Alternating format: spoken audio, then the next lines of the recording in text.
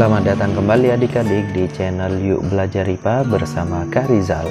Pada video kali ini Kak Rizal akan membahas materi untuk kelas 9 SMP dan MTS tentang siklus menstruasi. Namun sebelum lanjut ke pembahasan, jangan lupa untuk subscribe channel ini dan aktifkan lonceng notifikasi supaya adik-adik tidak ketinggalan untuk materi atau video berikutnya. Mari kita lanjut untuk pembahasannya, disimak baik-baik ya adik-adik. Apa sih menstruasi itu? Menstruasi atau yang biasa kita sebut haid itu adalah keluarnya darah, cairan jaringan, lendir, dan sel-sel epitel yang menyusun dinding rahim. Secara singkatnya, menstruasi adalah peluruhan dinding rahim akibat sel telur yang tidak dibuahi. Nah, kemudian di sini Kak Rizal tampilkan untuk gambar alat reproduksi wanitanya. Untuk bagian-bagiannya sudah Kak Rizal terangkan di video sebelumnya.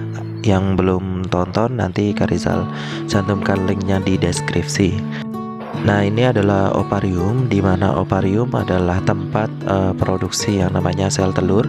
Nanti sel telur akan dikeluarkan oleh ovarium, kemudian akan disalurkan ke tuba Fallopi. Dan di tuba Fallopi ini nanti sel telur itu akan menunggu apakah dia akan dibuahi atau tidak oleh sel sperma.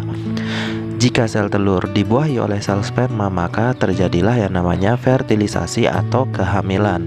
Namun sebaliknya, jika tidak, maka akan terjadi yang namanya menstruasi. Jadi seperti itu ya adik-adik. Selanjutnya, sekilas tentang menstruasi. Tahukah kamu, perempuan akan mengalami menstruasi pertamanya pada umur 10-15 tahun. Jadi buat adik-adik yang berumur 10-15 tahun, apakah kalian sudah menstruasi? Umumnya menstruasi terjadi setiap 28 hari. Bisa dibilang 1 bulan sekali. Namun ada beberapa wanita yang memiliki siklus menstruasi panjang dan juga pendek. Yang siklus pendek itu biasanya 1 bulan 2 kali menstruasinya. Namun untuk yang siklus panjang itu biasanya lebih dari 1 bulan baru dia menstruasi. Nah, itu tergantung dari kondisi masing-masing perempuan tersebut.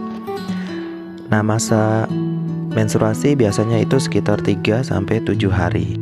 Faktanya, siklus menstruasi akan selalu terjadi sampai masuk usia menopause, di mana usia menopause adalah usia ketika tubuh tidak memproduksi yang namanya sel telur lagi.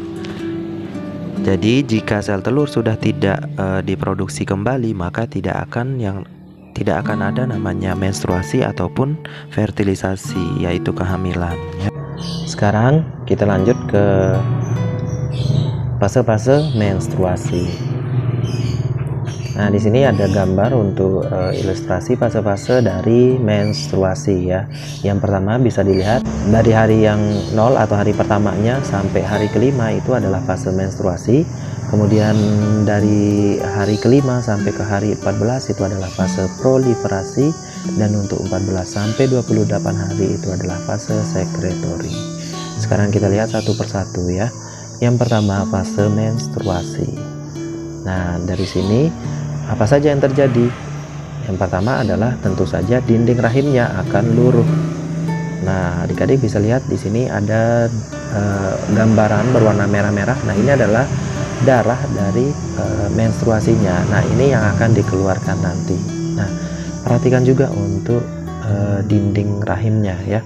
Nah, sebelum itu bisa dilihat untuk di alat kelaminnya di sini, ini adalah dinding rahim. Jadi balik lagi ke sini ya. Silakan diperhatikan di dinding rahimnya. Nah, ini kalian lihat.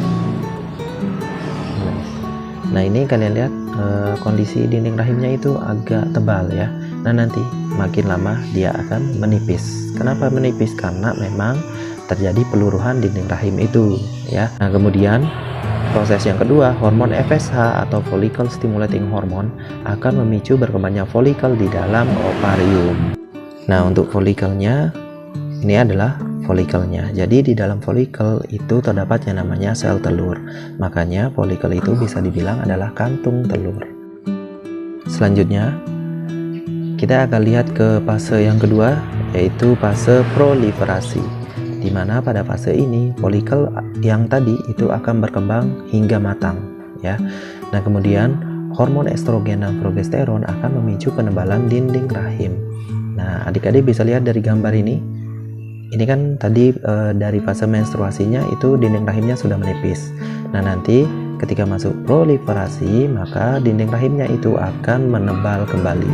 Ya, di sini bisa dilihat agak naik, jadi itu bisa dibilang agak tebal ya. Jadi akan menebal kembali. Nah, selanjutnya hormon estrogen akan memicu produksi hormon FSH dan juga hormon LH. Kemudian yang terakhir, hormon LH akan memicu pengeluaran sel telur dari folikel yang telah matang atau disebut dengan ovulasi. Nah, jadi nanti folikel yang sudah matang itu akan mengeluarkan yang namanya sel telur tadi menuju ke tuba Fallopi.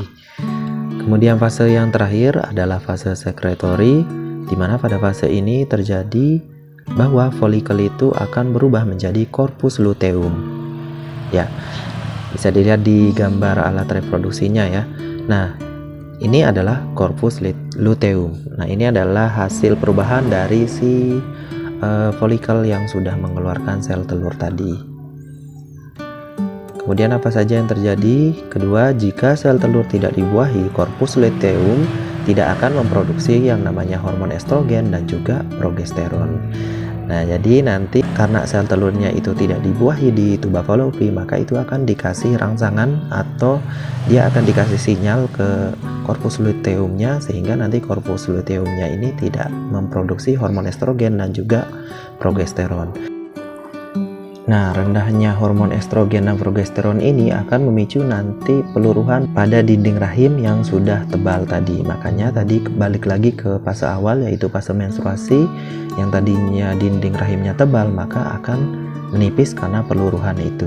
Nah, selain itu hormon estrogen dan progesteronnya rendah akan berdampak pula pada emosional dari seorang wanita itu.